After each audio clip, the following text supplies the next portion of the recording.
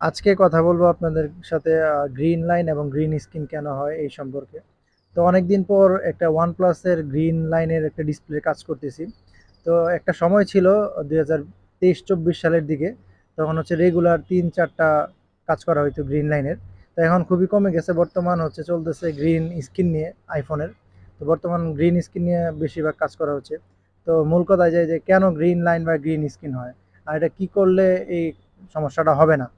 তো প্রথমত আপনারা হচ্ছে ফোনটা বেশি হিট করবেন না, যেমন চার্জে দিয়ে ব্যবহার করবেন না, চার্জে দিয়ে ব্যবহার করলে ফোনটা বেশি হিট হয়, যার জন্য গ্রিন লাইন বা গ্রিন স্ক্রিন হইতে পারে। তো গ্রিন স্ক্রিনটা হয় হচ্ছে আপনার যখন ফ্ল্যাক্সে যে লাইনগুলো থাকে ওই লাইন পুড়ে গেলে তখন গ্রিন স্ক্রিন বা গ্রিন লাইন হয়।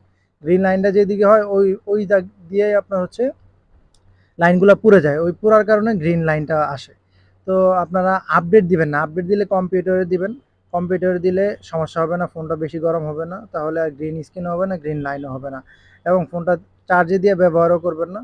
আর গেম যত কম পারেন খেলবেন, তাহলে আপনার ফোনটা দীর্ঘস্থায়ী হবে, ডিসপ্লেটাও নষ্ট হবে না ইনশাল্লাহ।